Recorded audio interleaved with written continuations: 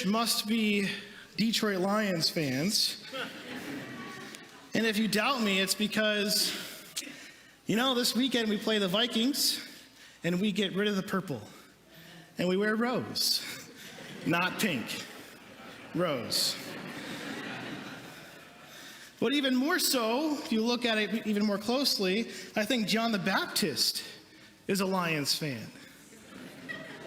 And you probably are wondering why. Well, here's what John says about Christ. Are you the one who is to come, or should we look for another? How many times have we said that? I can think back to, Steve Mariucci thinking, oh, yes, the 49ers coach, the West Coast offense, praise Jesus, the savior of the Lions is here, and it didn't work out.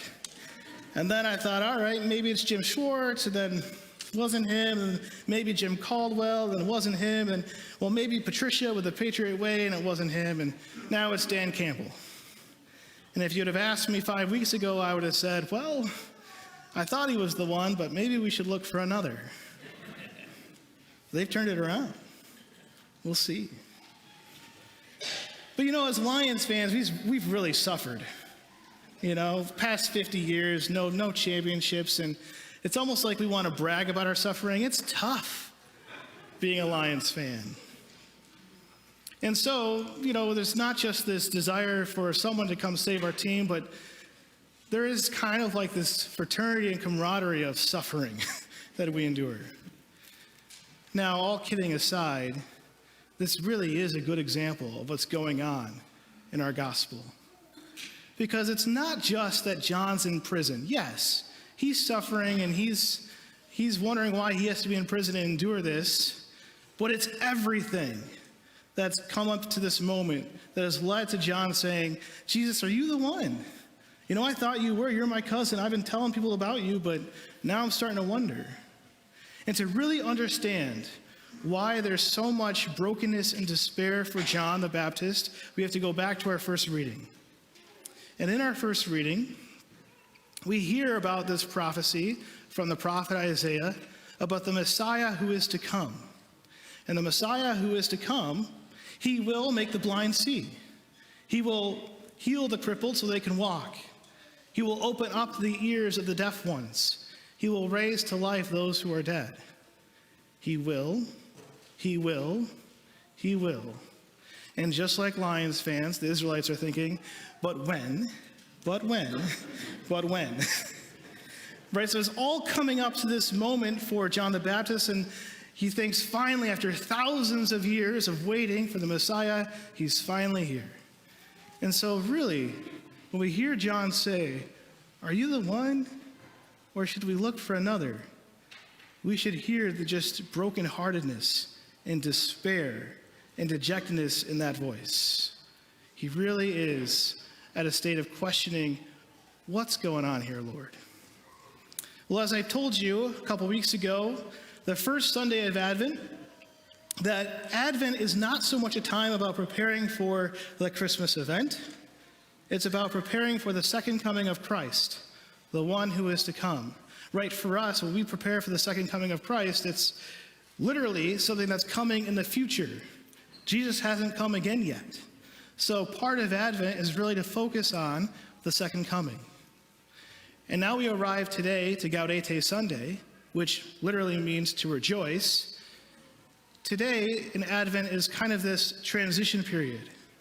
No longer are we called to think about the second coming. We're called to more think about how Jesus comes into our lives today specifically. And so I find the readings this weekend very strange, because here we have this wonderful weekend. It's called Gaudete Sunday, Rejoice. Rejoice in the Lord always. And yet, our readings are all about despair, lack of hope, brokenheartedness.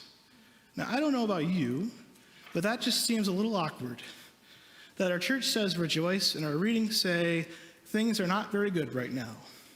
Now, to really kind of understand what I mean by that, imagine for a moment, I as a priest, as often do, get called to a hospital, someone who just found out of a diagnosis that's terminal. And the first thing I say to them is, hey, rejoice. Rejoice in the Lord always.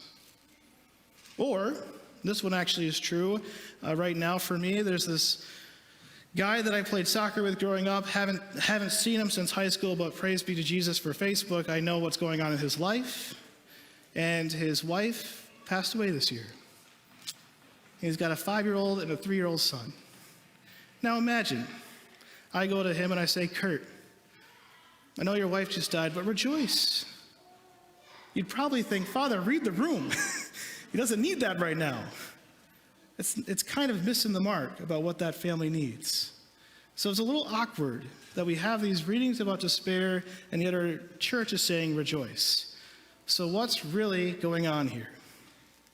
Well, I think a really good example of this comes from The Lord of the Rings, The Two Towers. So bear with me on this. But if you've seen it, it's been a while since I've seen it, so I know some of the details are a little cloudy and murky for me, so if I get something wrong for you Lord of the Rings purists, I'm sorry. But the movie in general is about this epic battle, right, that exists between the powers of good and the powers of evil, and it all takes place at this mighty fortress, Helm's Deep. And I can't remember exactly why they need to protect this fortress, but they do.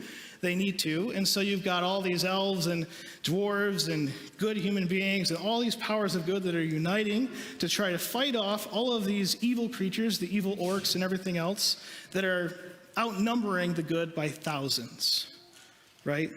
So this battle, the underdog are the powers of good. And they're not really supposed to win. It's kind of a worthless fight.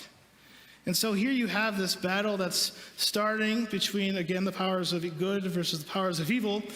And it's, despite some humor between the elf and the dwarf, which is quite funny if you have seen the movie, but it's really a depressing battle.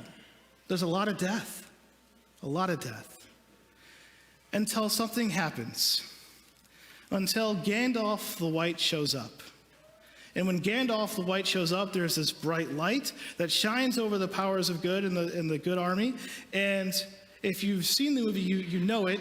The army rejoices. Oh my goodness, Gandalf is here. And it's like they know, even though they're still outnumbered, they know because Gandalf has arrived, they're going to win. Because Gandalf has brought help. They're going to win. They know it. This is exactly what's going on in our scriptures. In the moment of greatest destruction, of greatest darkness, of the greatest despair, that's when Jesus arrives. And so just like the people in this battle rejoice at the coming of Gandalf at the most needed moment, we too are called to rejoice because Jesus comes to us in our greatest moment of need. But notice, for both John and in The Lord of the Rings, the battle still has to be fought, right? John isn't released from prison. Gandalf doesn't just wave his magical wand and the battle's over. No, the battle still has to be fought. We've been praying this song at the end of communion. Rejoice, he is with us. Rejoice, hope is here. This is exactly what Gaudete Sunday is about. Because Jesus arrives in our darkness, and we can rejoice because our God is with us.